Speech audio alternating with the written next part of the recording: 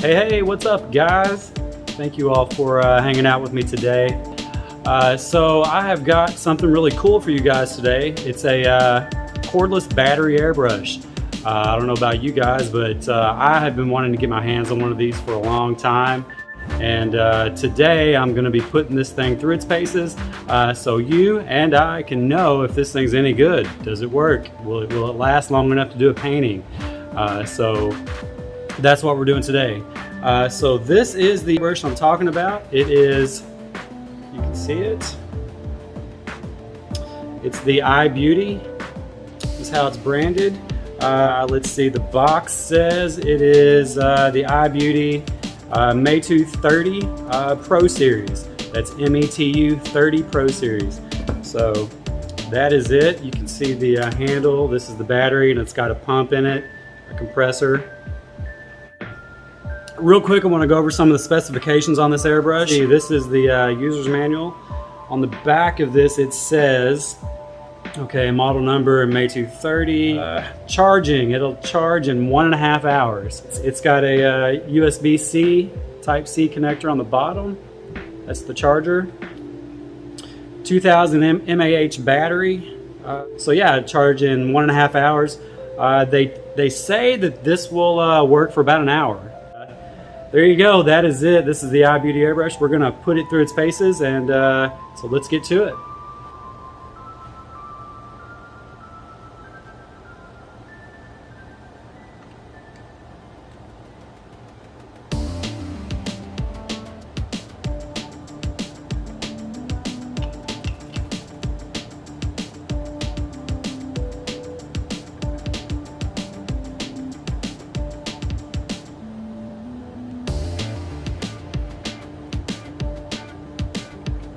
Yeah, so right off the bat, what I've noticed about this airbrush, there's no button to turn on the air compressor on this thing. You just simply push the trigger down, and the compressor starts in it, and then it stops when you let go.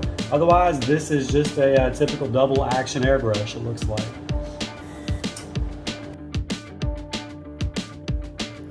Alright guys, so I'm starting off this ocean wave painting with Createx. This is blue, let's see, 5106 bright blue. So right off the bat I could tell that using Createx, even though it's pretty thin, was still a little bit too thick for this airbrush, so I had to thin it. I ended up thinning it about 20%. So after that it seems to flow pretty good. So yeah, I'm just mapping out the water, and there's the surf line where the water's going to wash up on the beach.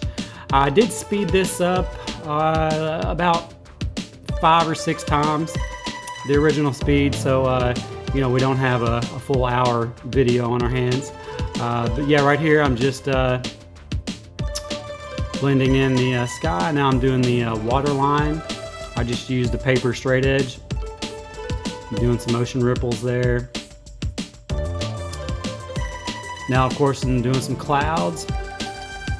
I do have a reference that I used just for the sky and the clouds, just to get it's a sunset reference, and that's so I can get a good idea of how the colors blend and make it look as natural as possible. Now, this painting is not supposed to be like photorealistic by any means. It's basically just a really nice, detailed version of my t-shirt design. So yeah, and being that this is a gravity feed airbrush, I like to do most all of the, whatever color I'm using, I like to stick with that color as long as possible, because you know, you do have to rinse and change colors in between. Every time you want to change colors, you got to rinse that thing out. So now it looks like I've switched over, and I've added just a drop of green in my blue, and maybe even less than a drop. It's just kind of giving me a aqua color. When I use those top feed airbrushes, I like to mix the colors inside that container on top of the airbrush. Okay, so now I've switched over to opaque white. So in that sky, these clouds, they're going to be different colors, and I'm using transparent. So like that, the clouds right there, it's going to be mostly oranges and yellows. And of course, if I do transparent yellow over that blue, it's gonna turn green. So I'm going to give it a white undercoat there so that it looks yellow and not green. So yeah, I had to thin down, like I said, I thinned down that white quite a bit, and I got a little run right there, so I had to wipe it off and paint over it and then hit it with the heat gun. Okay, adding in some white highlights down there where the surf comes in. Okay, so right there, what I've done, I've got a piece of metal on the back of that board so that when I lay a stencil of some sort down, I can use magnets to hold the stencil in place. That way I'm not always using one hand, and it kind of holds it there. So that's a pretty neat little trick if any of you all want to try that. It works pretty good, as you can see. This is orange, and I've mixed about 50-50 orange and yellow. And this is some red. I'm coming back in to deepen up that orange a little bit. On the left. Okay, so yeah, right here I'm coming back in with the white. And then what I'll do after I put the highlights on those clouds, I'm going to come back in with a really reduced, thinned out yellow. Okay, yeah, right there. And that's going to, so that white isn't so overbearing. So that way the yellow is a little bit lighter, but you can still see that that's a highlight on those clouds. Okay, so now I'm coming back in with the white.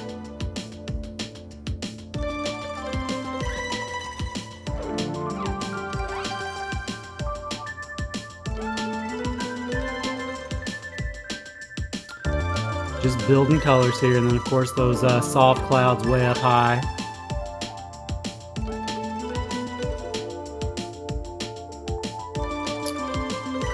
Alright, so that's going to do it for the sky for now. Alright, so I've got the white in my hand still, I think. Or what did I do here?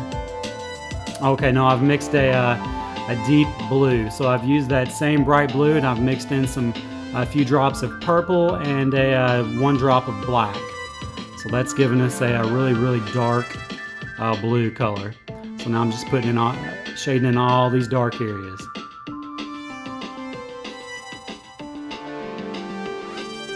See that little ocean wave I'm starting to form there at the bottom, with right below that big wave. Okay, now I'm coming back in with the white. So this is that surf, that foamy, the way ocean water does. It's foaming at the top. Looks like I'm running out of battery here. Let's wait and see. Yeah, the white's struggling.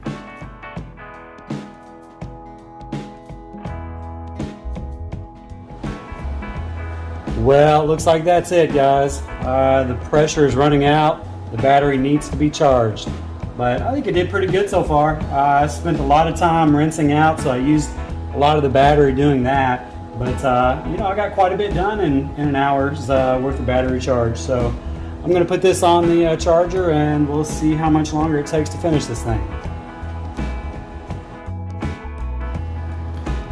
Alright guys, so the battery is charged, and I'm back in with the white.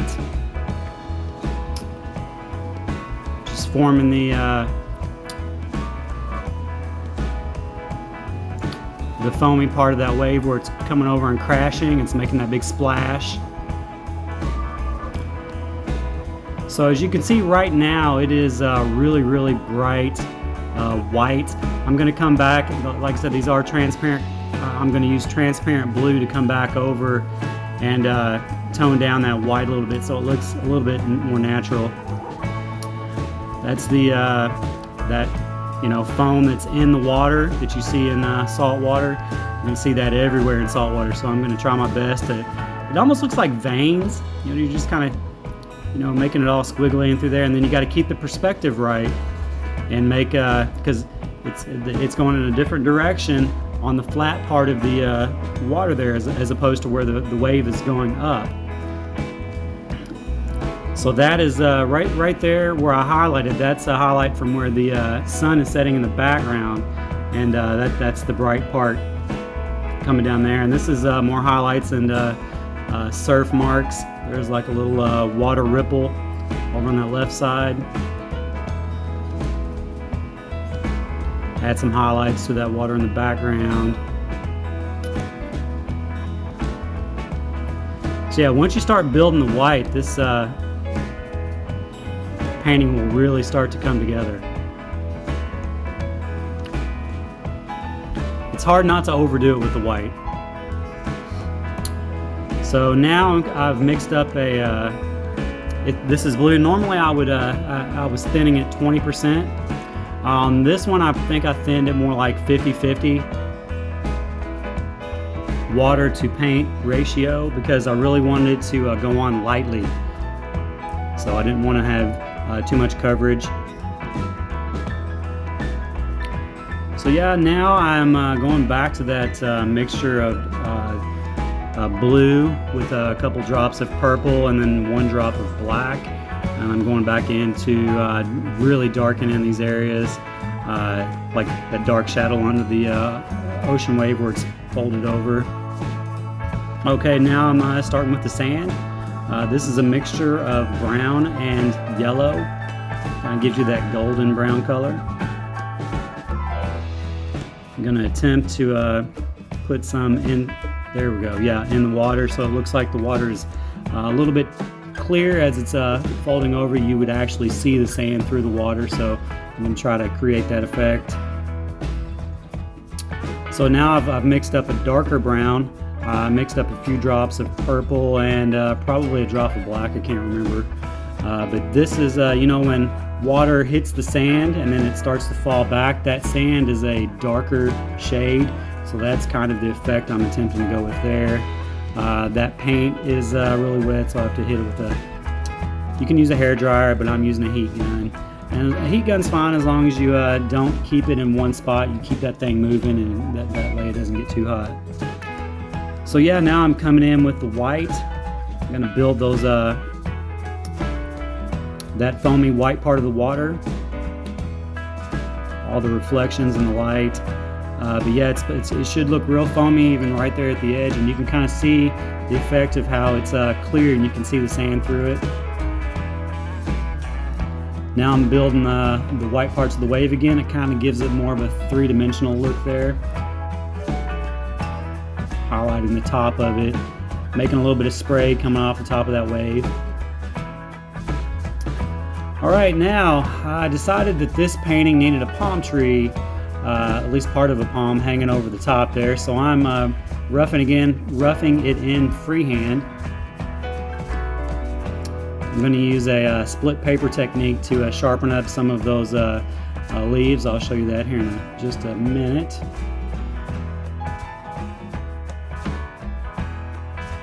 Okay, here we go. So you can see basically what I've done. Let's see if I'll slow this down a little bit.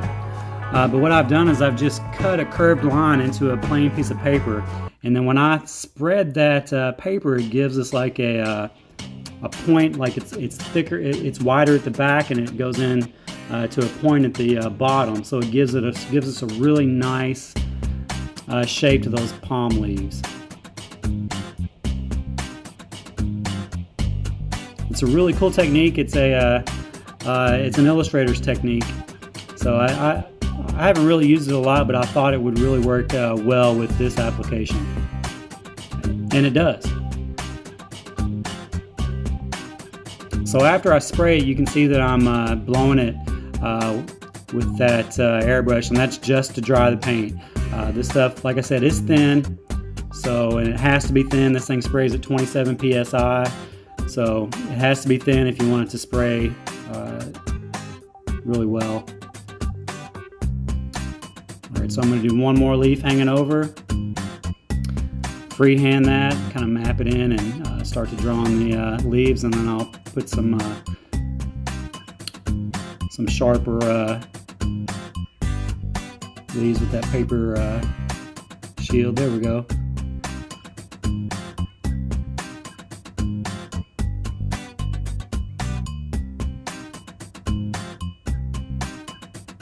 Sometimes the paper fights with you a little bit, but that's okay. These leaves don't have to be perfect. in nature they really go everywhere. They're not perfect. So now we're just building it up, or I'm just building it up. I'm forming it in the shapes that I want.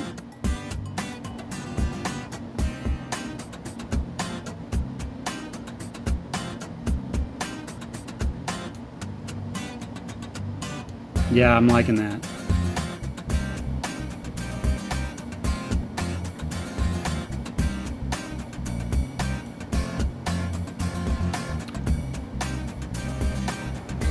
Yep, liking that a lot. Okay, so right here what I've done is I've gone in on the computer and sized and printed these silhouettes of seagulls, and I've picked a couple that I thought would look good, and I've cut them out with an X-Acto blade.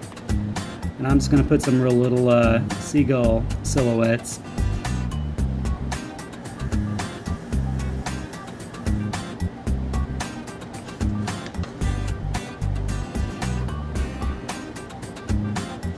Just picked a couple different wing shapes. You definitely don't want to use the same stencil over and over and over again. That just wouldn't look natural at all.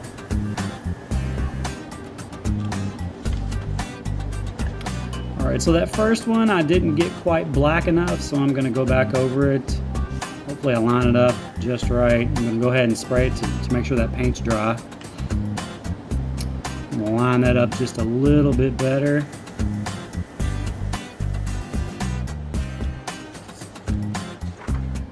So yeah, that worked pretty good. This is the final piece. I am really happy with how this painting came out. You guys let me know what you think of it down in the comments.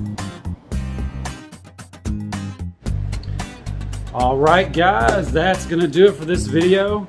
Thank you guys for hanging out with me and checking it out. So, final thoughts on the I-BEAUTEE cordless battery airbrush. I liked it. Thought it was a pretty good airbrush. When I first got into it, I was a little bit worried because there is a little bit of a learning curve as far as how it feels and you know, the whole process of making it work. And also it's a gravity feed airbrush that I'm not personally used to. So it is, the weight, the feel, everything, it's hard to get used to. But about maybe 30 minutes into the painting, I really got the hang of it and I thought it performed very well. After I got done with the entire painting, I used about a battery and a half. So, you know, it's about a 2-hour painting. So, I mean, I can't really complain too much. Battery airbrush performed really well.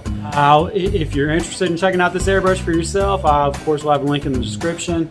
I'll have links to all the stuff that I used, all the materials, everything, paints, in the description. So go ahead and check that out if you're interested. And also, if you're new here, please consider subscribing to the channel, joining our airbrush family, and maybe like it and share this video. So yeah guys, there we go. Thanks a lot, and I will see you on the next one.